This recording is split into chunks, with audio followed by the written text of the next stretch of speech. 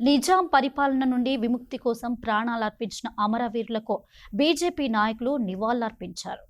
పరకాలలో 1947 September 2న Jallian Walabagh ఉదంతాన్ని తలపించేలా Hyderabad Nizam పాలనకు వ్యతిరేకంగా భారతదేశంలో విలీనం కోసం పోరాటం చేస్తున్న ప్రజలపై నిజాం సైన్యం రజాకార్లు విచక్షణ రహితంగా కాల్పులు జరిపారు. ఈ కాల్పుల్లో 150 మందికి పైగా గాయాల పాలైతే మరికొందరు అమరులయ్యారు.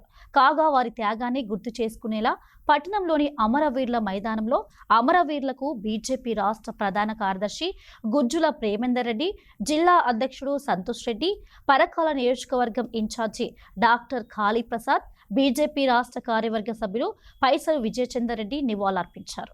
1947 ఆగస్టు 15 రోజు భారతదేశానికి వస్తే కానీ మనకు అప్పుడు నిజాం ప్రభు ఉండే.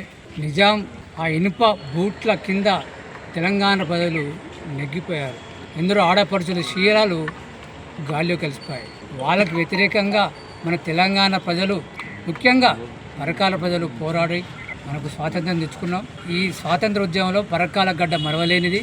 వాళ్ళని గుర్తు చేసుకుంటూ వాళ్ళ అమరులైనలు, కానీ వాళ్ళ అమరం వృధా పోనీయకూడదు. వాళ్ళ చరిత్ర భావితరకు తెలియజేయాలి. ఎందుకంటే మొదటి నుంచి మనకు ఎవరెవరు ఔరంగజేబు గురించి తెలుసు, షాజహాన్ గురించి తెలుసు, కానీ మన రాష్ట్రంలో మన తెలంగాణలో ఉన్న ఎందరో అసలు బాసిన మన కొరకున్న ఎందరో త్యాగధనుల చరిత్ర మనకు పిల్లలకు తెలియదు. దాని కొరకు బీజేపీ కంకణం కట్టుకున్నది. బీఆర్ఎస్ఏ కానీ కాంగ్రెస్ కానీ ఓట్ల రాజకీయాలు చేస్తూ వాళ్ళ త్యాగాలను మరుగుపరుస్తుంది. డెఫినెట్గా భారతీయ జనతా పార్టీ ఎవరెన్ని కుయుక్తులు పడినా కూడా రానున్నది రాష్ట్రంలో భారతీయ జనతా పార్టీ. ఆ త్యాగధనుల కీర్తి పతాకాలు మన పూర్వ భవిష్యత్తు పిల్లలకు తెలియజేయాలని కోరుకుంటూ, స్వతంత్రం కావాలని, నిజాం నుంచి విముక్తి కావాలని, బ్రిటిష్ వాళ్ళ వైపు నుంచి ఎట్లయితే భారతదేశానికి స్వతంత్రం వచ్చిందో ఈ తెలంగాణ ప్రాంతం, ఈ నిజాం ప్రాంతం కూడా నిజాం నుంచి విముక్తి అయి జాతీయ పతాకం ఎగరాలని చెప్పి ఇక్కడ ఈ చుట్టుపక్కల ఉన్న యొక్క ప్రాంతాల్లోని వీరులు ఇక్కడ అమరవీరులో మైదానంలో సమావేశమై ఇవాళ వారు పోరాటానికి శ్రీకారం చుట్టడం జరిగింది. పోలీసులు దొంగ దెబ్బ కొట్టి రజాకార్ల యొక్క ముసుగులో ఆనాడు మరి పెద్ద ఎత్తున వాళ్ళపైన దాడి చేసి దాదాపు 100 మంది పైగా ఇక్కడ మరి స్వతంత్రం కోసం పోరాటం చేసిన, జాతీయ పతాక కోసం పోరాటం చేసిన వీరులు అమరులయ్యారు. అటువంటి యొక్క అమరవీరుల చరిత్రను ఈ తరానికి స్ఫూర్తిగా నిలపడం కోసమే ఇక్కడ అమరధామం నిర్మించడం జరిగింది.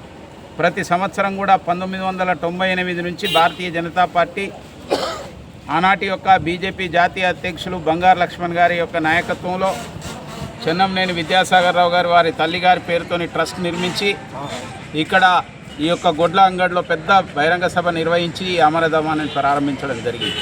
అమరవీరులకు శ్రద్ధాంజలి ఘటిస్తూ మరి ఆ అమరవీరుల యొక్క చరిత్ర ఈనాటి పాఠ్యపుస్తకాల్లోకి ఎక్కలేదు. ఇవాళ ఈనాటి విద్యార్థులు చదువుకోవడం కోసం పాఠ్యపుస్తకాలకు ఎక్కాలని భారతీయ జనతా పార్టీ డిమాండ్ చేస్తున్నది.